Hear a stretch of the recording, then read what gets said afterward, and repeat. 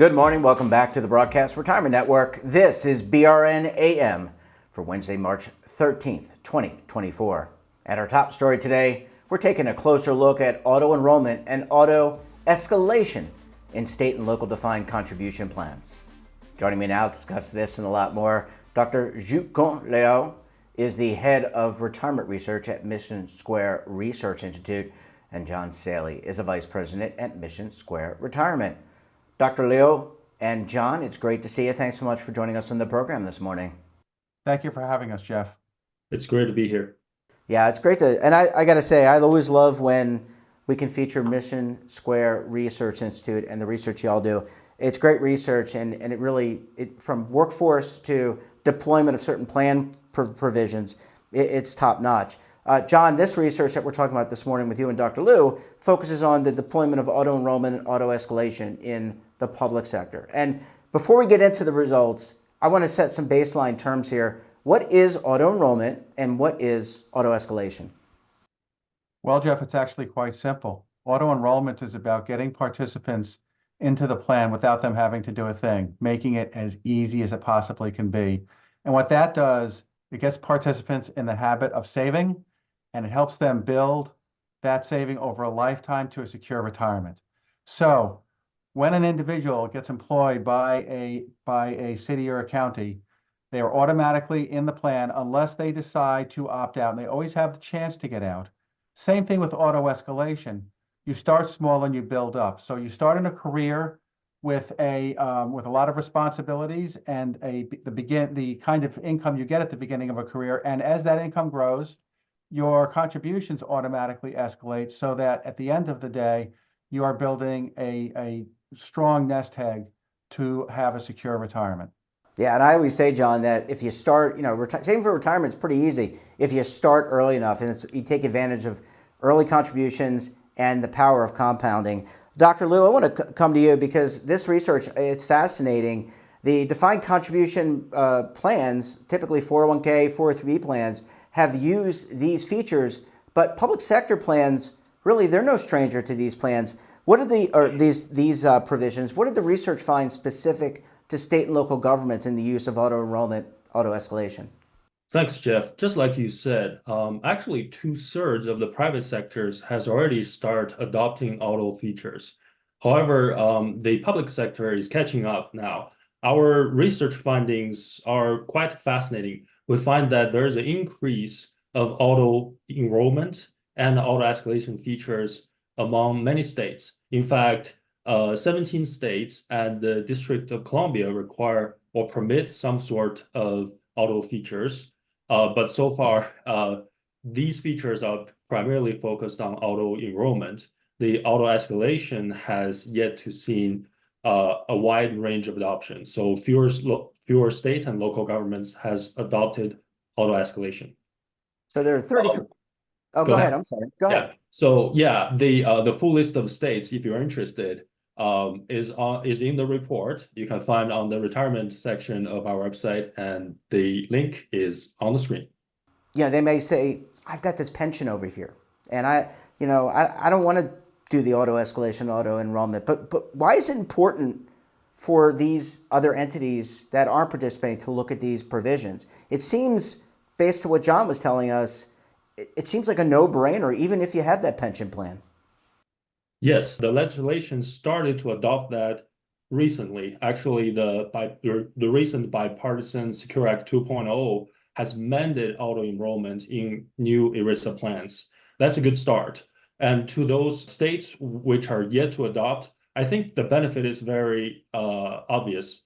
So when the new employees start to enroll into the plan, they start to be overwhelmed with all the benefit choices, all the enrollment choices, and we call that choice fatigue or choice overload. So these auto features help them to bypass the active choice process so they can be enrolled into what the plan advisors or sponsors think it's better for them, and then they don't have to do anything unless they want to opt out. I think these features will help increasing more saving rate as well as the adoption rate of DC plans. And we all know that with the rising cost of retirement, it is really hard for pure pension plan to catch up with their retirement goals. So adding the DC feature for them, not having them to actively choose that, will help these states to increase the saving rate and prepare the better retirement future for those employees. Everybody, in order to understand in truth what you have and where you're going, you have to dig in.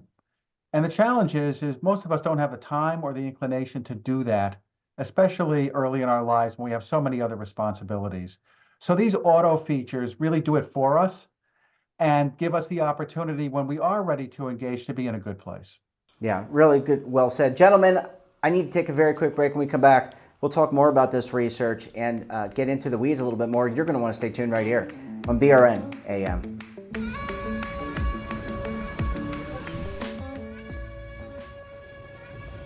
Imagine a new television network that will make you richer, healthier, and in control of your financial future.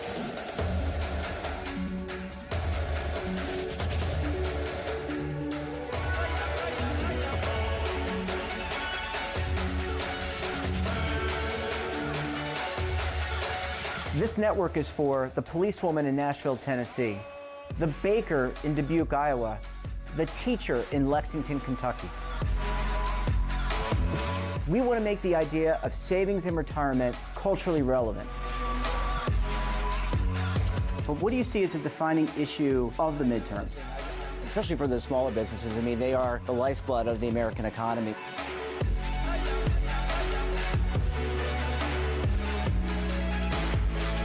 Featuring exclusive interviews, current affairs, and docuseries. 33 years old, you retired early. The philosophy is money only matters if it helps you live a life that you love. But you got to start thinking about retirement as soon as you get in. The Broadcast Retirement Network will drive very high engagement with premium partnerships. So this isn't retirement and savings for your parents or grandparents. This is for all Americans. And we're going to change the way you think about money.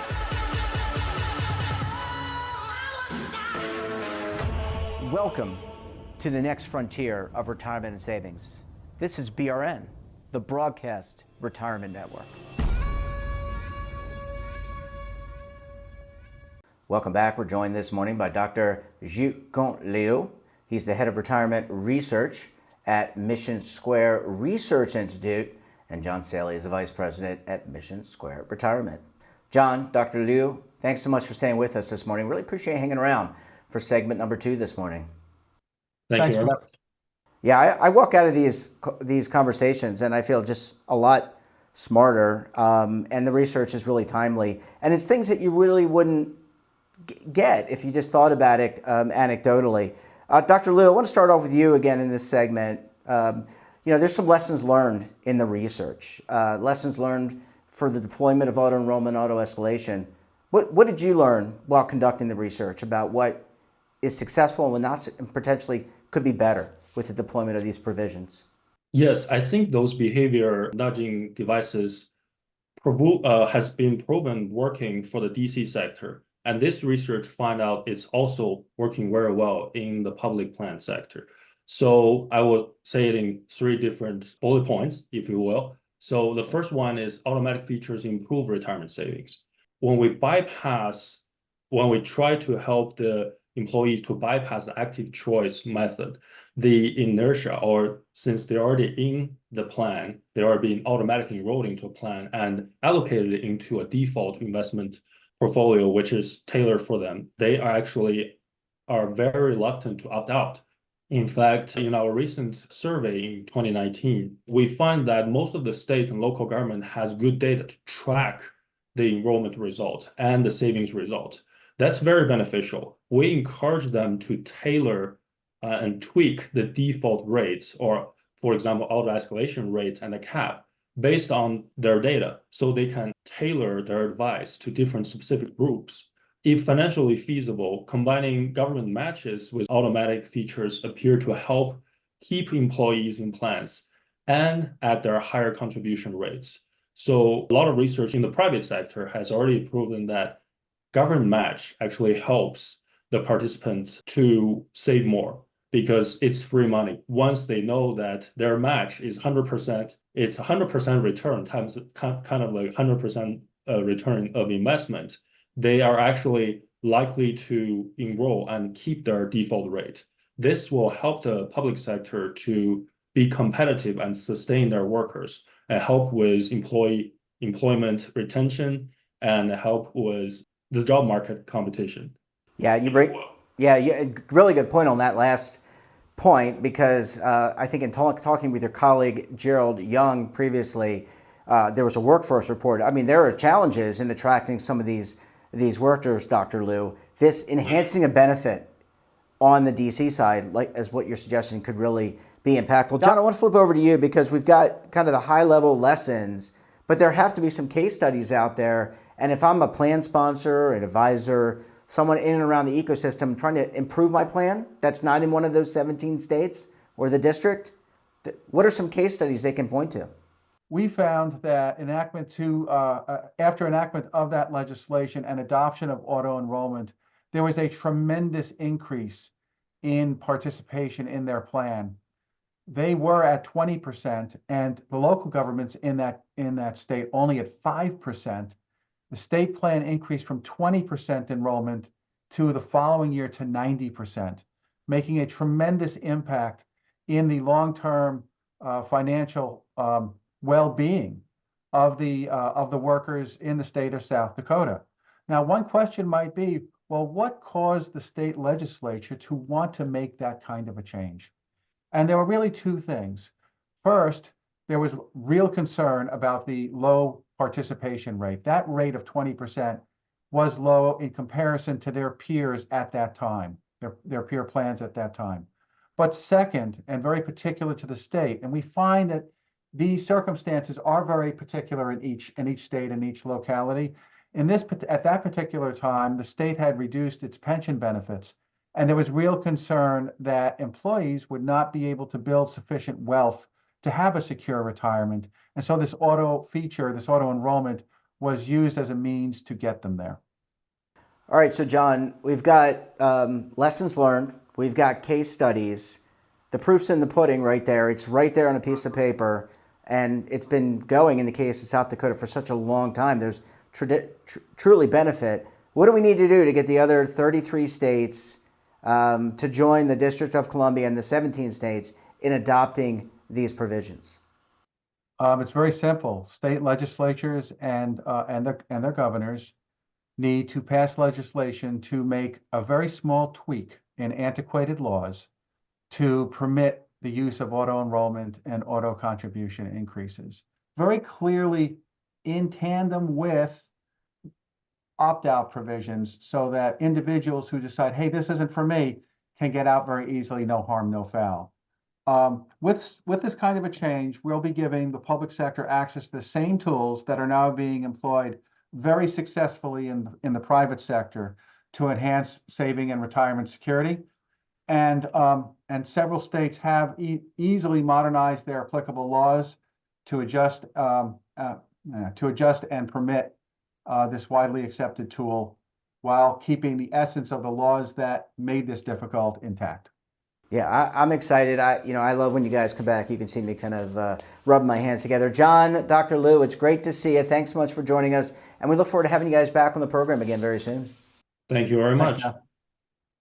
And that wraps up this episode of BRNAM. Have a topic of interest, someone you think we should talk to, drop us a line. And don't forget, for all the latest curated news and lifestyle, wellness, finance, tech, so much more all in one place, check out today's edition of our daily newsletter, The Morning Pulse. Want to search our archives, check out our latest content, then visit our website. And we're back again tomorrow with another edition of BRNAM. We'll have a very special guest. Until then, I'm Jeff Snyder. Stay safe, keep on saving, and don't forget, roll with the changes.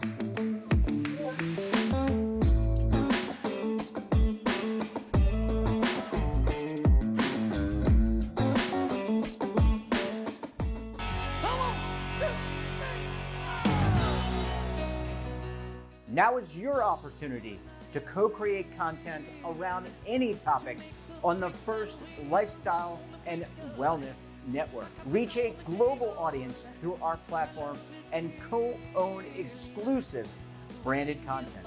All of our programs are available on demand and also as audio-only podcasts, so you can take us on the go. Broadcast Retirement Network, available anytime, anywhere, and on any device.